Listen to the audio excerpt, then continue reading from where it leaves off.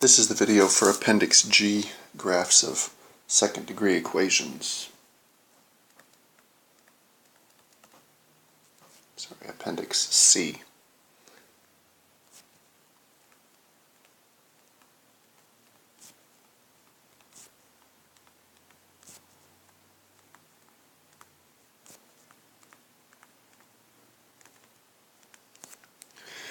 So in general, a second-degree equation looks like an equation of the following form.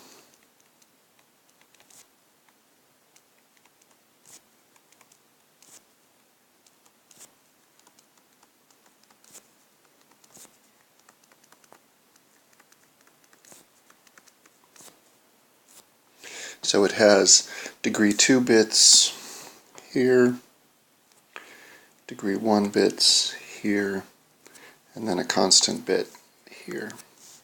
And the ones that we'll generally encounter will be missing this mixed bit here. And the fact that this has degree 2 tells us that either A is non-zero or B is non-zero. So the blue bits, actually one of them appears in the equation. And the technique for understanding what the graph of a given degree 2 equation looks like is by completing the square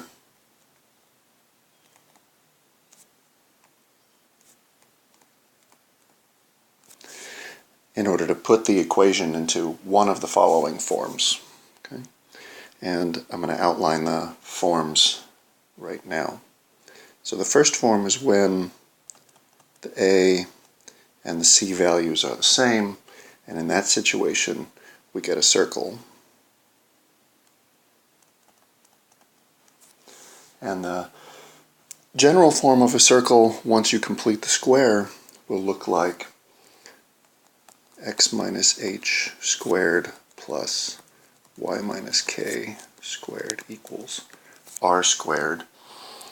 And this is going to be a circle centered at the point h comma k with radius little r. And a special case of this is the situation where the center is at the origin, in which case the equation looks like x squared plus y squared equals r squared. And hopefully everybody's familiar with these. The next possible situation for one of these equations, and my plan here is to outline all of the possibilities and then to do a specific example at the end. So the next situation is when c equals 0.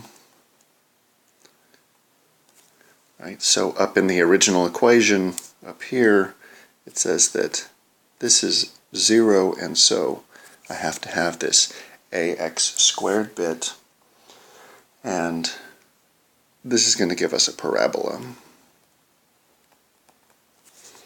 And it'll be a specific parabola, so an example of this will be anything of the form y equals ax squared, which again hopefully we're familiar with. There are two possibilities for the graph. One where I have a parabola putting upward when a is positive, and another where the parabola opens downward,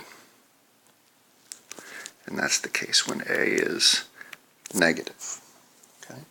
So that's a special case. The general case essentially looks like this, but where we shift it around. So the general situation, the equation can be transformed into one that looks like this.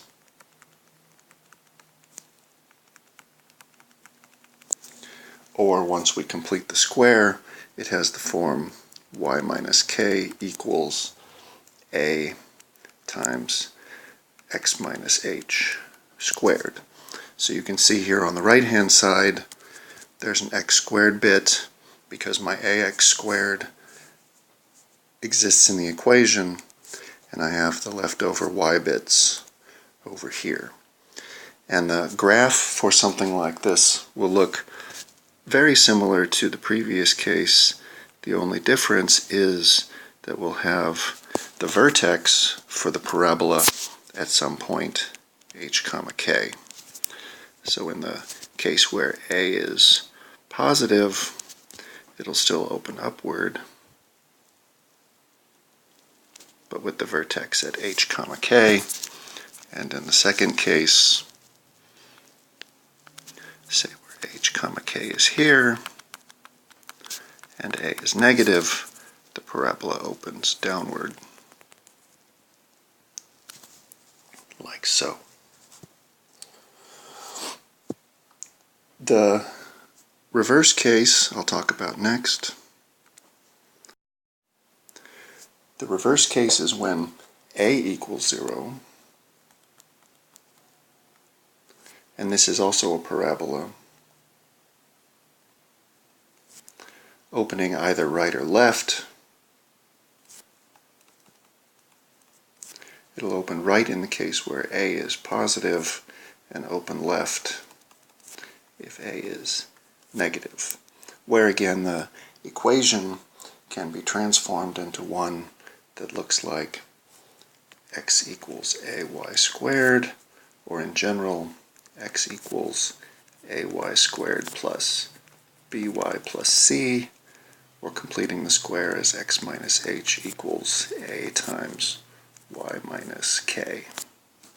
And so you get something that has a vertex maybe here that opens rightward, or something with a vertex here that opens leftward, depending on whether a is positive or a is negative. There should be a square here. The next case is when a and c are both non-zero and they have the same sign.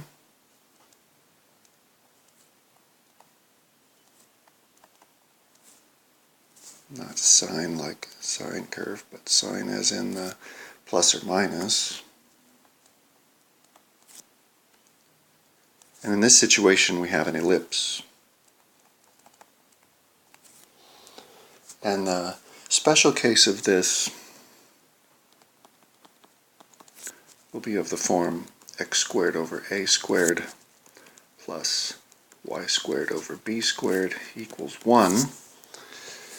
And the graph of this, once you have it in this particular form, is very easy, straightforward to sketch. So one draws coordinate axes,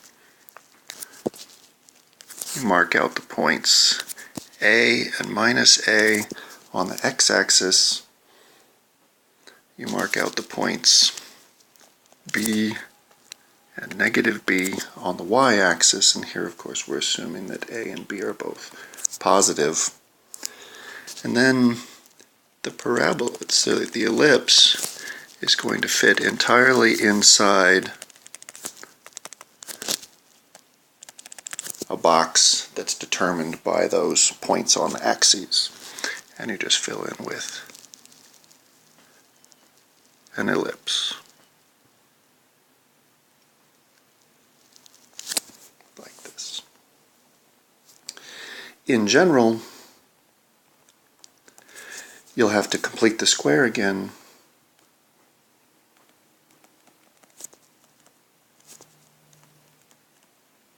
in order to put the equation into the form x minus h squared over a squared plus y minus k squared over b squared equals 1. And instead of having it center at the origin like the first equation has, the equation for this one, I'll be centered at the point h comma k. In this situation, there's still a box that one can construct, but instead of being centered at the origin, it's centered at the point h comma k. And here the half the width here is A, half the height here is B, and I fill in the box with my ellipse. Again, I'm going to do a very concrete example of one of these in just a minute as soon as I finish talking about the last case. So the last case is the case where, and remember we're starting with the equation ax squared plus cy squared plus dx plus ey plus f equals 0. The last case is the case where a and c have opposite signs.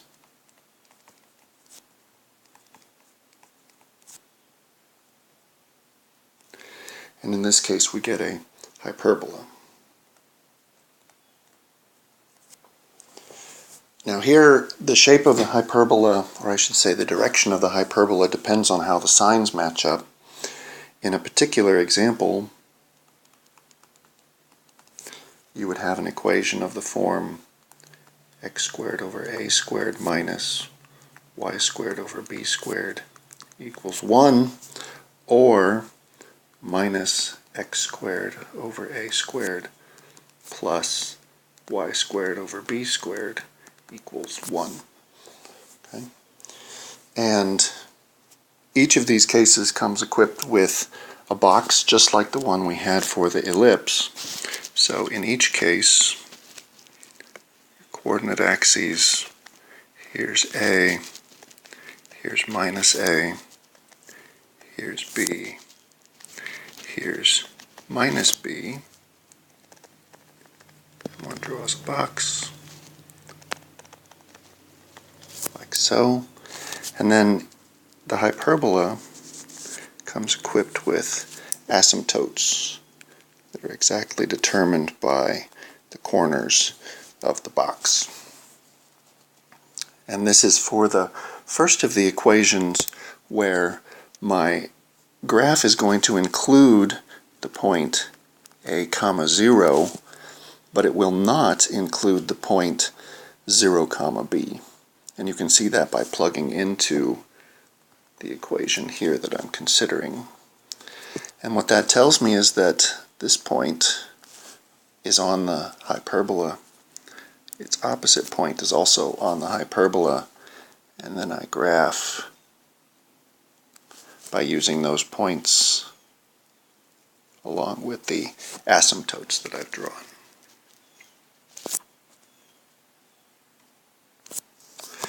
In the other case, I have the same box,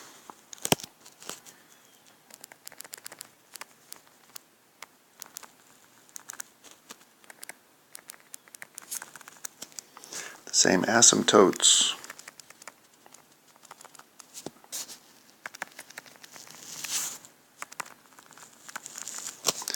but I have the point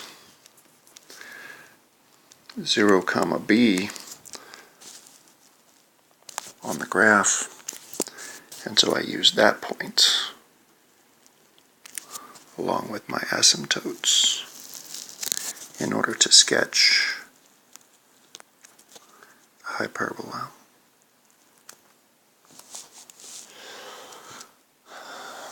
In general, you won't end up with an equation like this. You'll end up with an equation that has an h and a k in it, just like we did with the other conic sections that we were talking about on the previous pages. So x minus h squared over a squared minus y minus k squared over b squared equals 1, or minus x minus h squared over a squared plus y minus k squared over b squared equals 1. And in each of these cases, you'll have a similar box, just like we had with the ellipse, but instead of being centered at the origin, these are centered at the point h comma k. And we'll see an example of one of these on the next page.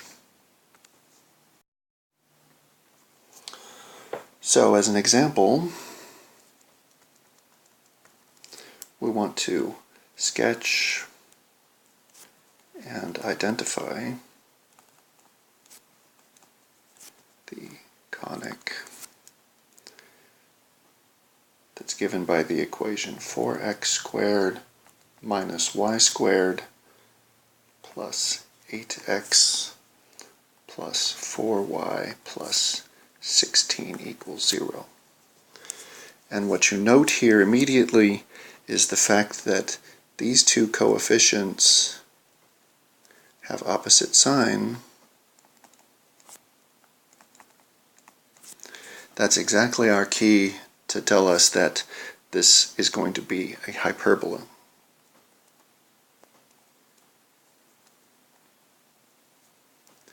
And so what we have to do is we have to do some work completing the square in order to put it into one of the forms that we saw on the previous page so that we can find the box and sketch the graph.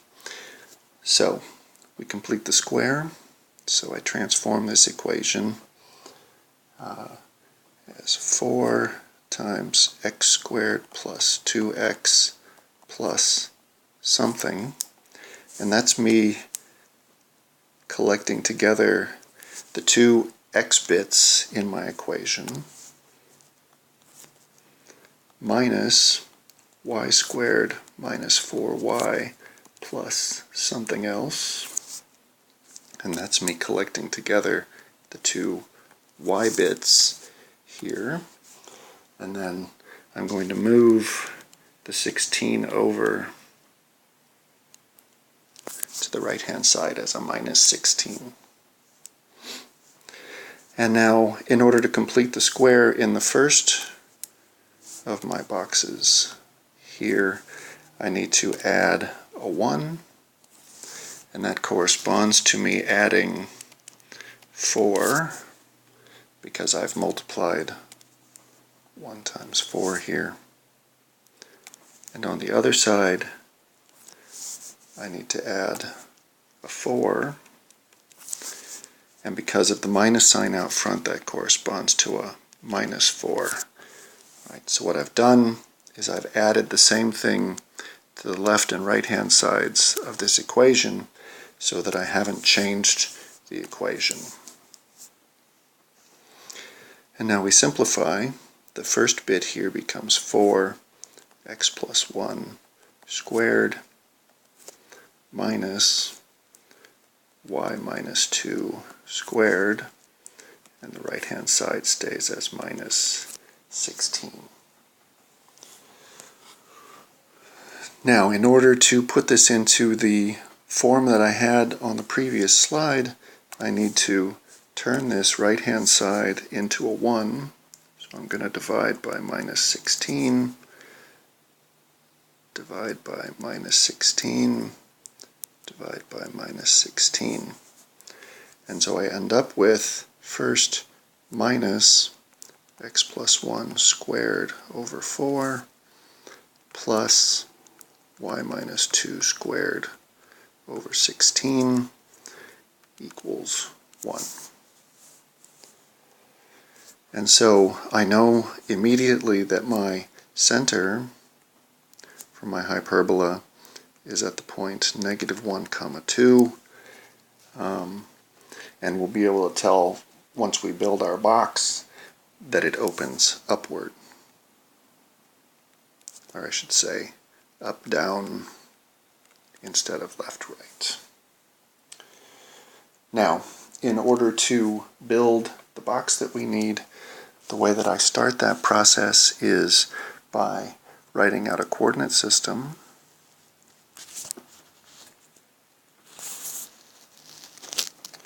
And what I'm going to do is now plot my point, my center point, -1, 2. Okay. Now that's not a point on the graph, it's just a reference point for the box that I'm going to draw.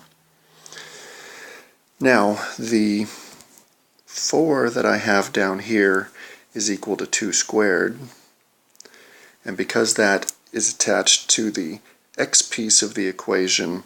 That tells me that my box over here is going to have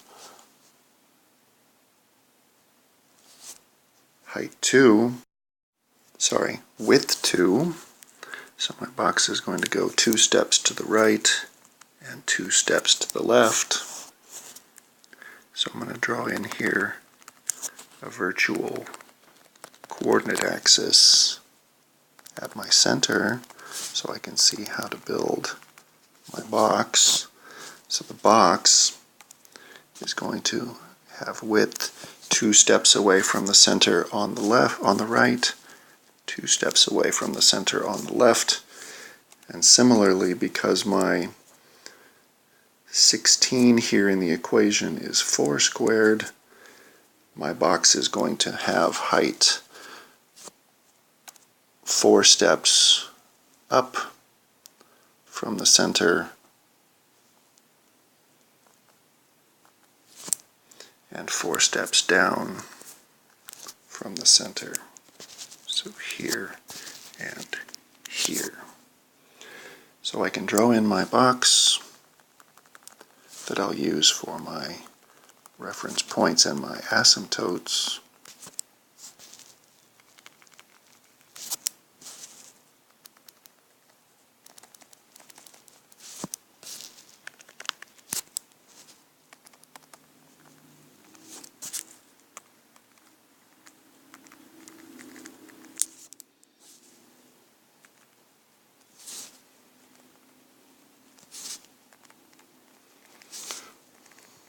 Like so. And what I recognize from my curve, if you didn't see it being obvious that this opens up or down, the way to check that is to look and see either this point at, I guess that's 1, 2, or this point, which is at -1, 2, 3, 4, 5, 6, will be on the hyperbola, and when you plug in one of those points, you see that the point -1, 6 actually satisfies this equation. So that means that this upper point is on the hyperbola, the lower point is on the hyperbola, and then as before, I use those points with my asymptotes in order to sketch the curve.